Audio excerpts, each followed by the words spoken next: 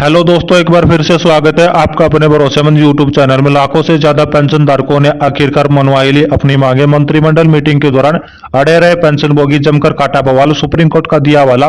Pension में bumper बढ़ोतरी को लेकर केंद्र सरकार ने दिल खोलकर कर दिया बड़ा ऐलान। हर साल में 5% से पेंशन धारक मालामाल। कर्मचारी संगठन और पेंशन भोगी मंच के लगातार दबाव के चलते केंद्र सरकार का बड़ा ऐतिहासिक फैसला। सुप्रीम कोर्ट ने कहा 18 माह एरियर कुछ समय के लिए फ्रीज किया जा सकता है, लेकिन रोका नहीं जा सकता। ब्याज सहित को लेकर भुगतान और आखिरकार 18 माह एरियर भुगतान को लेकर आ गई बड़ी खुशखबरी। आगामी लोक चुनाव के मद्देनजर केंद्र सरकार ने कर्मचारी पेंशनों का रखा खास ख्याल। महंगाई भत्ते के ताजा आंकड़े आते ही डीएडीआर में बड़ा उछाल। सालों इंतजार के बाद फिटमेंट फैक्टर 30% बंद करने की मांग पर फुल एंड फाइनल फैसला। न्यूनतम वेतन में 8,000 की मासिक बढ़ोतरी से पेंशन में बड़ा उछाल। फैमिली पेंशन को लेकर आ गई बड़ी खबर। फिक्स्ड मेडिकल अलाउंस पर जोरदार अपडेट। जानेंगे सभी खबरों को विस्तार से। सबसे पहले वीडियो को लाइक कर दीजिए, क्योंकि आपका एक लाइक हमारी मेहनत का फल होता है। साथ में चैनल पर फर्स्ट टाइम विजिट किया तो नीचे ब्लैक कलर के बटन को दबाकर चैनल को सब्सक्राइब अवश्य कर ले। कर्मचारी पेंशनभोगी और जवानों से संबंधित वीडियो को नोटिफिकेशन आपके पास पहुंचाता है। सबसे पहले तो चलिए जानते हैं खबरों का विस्तार से। पेंशन में आ गई बंपर बढ़ोतरी को लेकर खबर। पहले एक और बड़ी खबर की बात कर लेते हैं। केंद्रीय मंत्रिमंडल ने रक्षा बलों के कर्मी और परिवार धारकों को लिए वन रैंक वन पेंशन के प्रावधान में संशोधन के प्रस्ताव को शुक्रवार को मंजूरी दी। सूचना एवं प्रसारण अनुराग ठाकुर ने बताया कि इस काला परिवार के पेंशन धारकों के कुल 7 युद्ध में शहीद होने वाले जवानों की विधवा और दिव्यांग पेंशन धारकों को मिलेगा।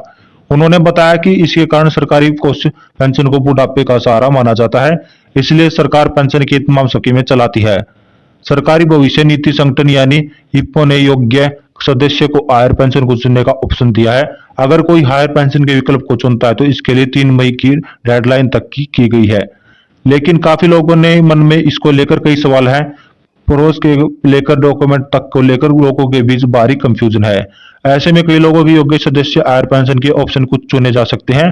कर्नाटक एम्प्लॉयज एसोसिएशन के मध्य और एडवोकेटों की बीसी प्रभारी ने कहा है कि पीएफ फंड से पेंशन फंड में राशि ट्रांसफर करने के लिए पीएफ अधिकारियों द्वारा अपनाई जाने वाली प्रक्रिया संबंध में कोई प्रश्न नहीं है।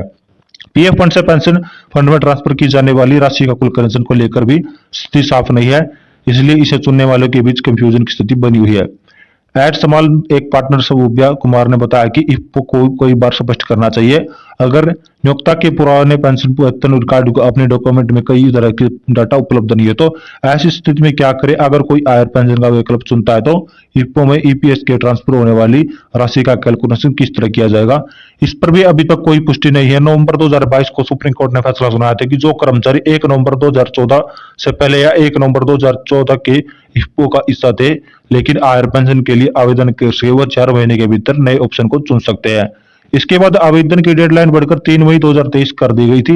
हालांकि कर्मचारियों के लिए ज्वाइंट आवेदन की प्रक्रिया मुश्किल थी, लेकिन केरल उच्च न्यायालय ने इफ्को के कहा कि कर्मचारी और पेंशन को पुरुष का प्रमाण पत्र के बिना हायर पेंशन का ऑप्शन चुनने की अनुमति दे।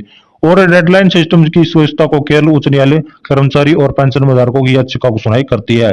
यह आंतरिक आवेदन दिया जाता है। कोर्ट ने कहा कि अगर ऑनलाइन सुविधा में उचित दबाव की व्यवस्था की जा सकती है तो हार्ड कॉपी जमा कराने की अनुमति सहित उच्च व्यवस्था की जानकारी इफ्को को सर्कुलर में कहा गया है। जिन कर्मचारियों ने 66,500 की तत्कालीन वेतन सीमा से अधिक सैलरी में कंट्रीब्यूट किया है, ईपीएस 95 सदस्य होने के दौरान संबोधित योजना के साथ ईपीएस के तहत ऑप्शन चुना हुआ हायर पेंशन के लिए योग्य होंगे। वहीं योग्य सदस्यों को बढ़े हुए लाभ के लिए नियोक्ता ज्वाइंट रूप से नियुक्ति द्वारा निर्धारित आवेदन पत्र और अन्य सभी जरूरी दस्तावेज जैसे ज्वाइंट घोषणा आदि आवेदन में जमा करने होंगे। ड्यूटी के दौरान बलिदान होने वाले अग्निवीर का परिजनों का सामान्य सैनिकों की तरह पेंशन और अन्य सुविधा मिलनी चाहिए। संसदीय समिति ने यह सिफारिशों की मौजूदा प्रावधान ड्यूटी के दौरान बलिदान होने वाले अग्निवीर के परिजनों को अन्य सैनिकों की तरह सुविधा मिलनी चाहिए। जी हाँ दोस्तों, रिपोर्ट में कहा गया कि परिजनों को दुख ध्यान में रखते हुए सहमति सिफारिश करती है कि ड्यूटी के दौरान बलिदान होने वाले अग्निवीर की परिजनों को भी फायदे मिलने चाहिए जो सामान्य सैनिकों को परिजनों को मिलते हैं। जून 2022 में सरकार ने सेना की 3 सेवाओं में अग्निपथ योजना की शुरुआत की थी। इस योजना के तहत युवाओं को सैनिकों में शॉर्ट टर्म के लिए शामिल किया था। अग्निवीर योजना का मकसद सेना की 3 अंगों में उम्र को कम करना है। अग्निवीर योजना के तहत 17 से लेकर 21 साल के युवाओं के भी में 3 अंगों में सेवा करने का मौका मिलता रहा है। अग्निवीर योजना के तहत भर्ती होने वाले 25% युवाओं को सेना में स्थायी कमीशन दिया जाता है।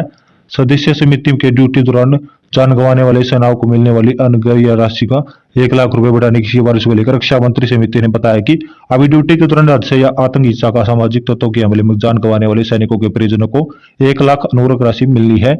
वहीं सीमा पर सड़क पर आतंकियों की मुठभेड़ या समुद्री लुटेरों के दौरान मुठभेड़ में जान गंवाने वाले सैनिकों को अभी 5 लाख की अनुकूल राशि मिलती है। वह युद्ध के दौरान दुश्मनों के हमले में बलिदान होने वाले सैनिकों को 1 लाख की अनुग्रह राशि मिलती है।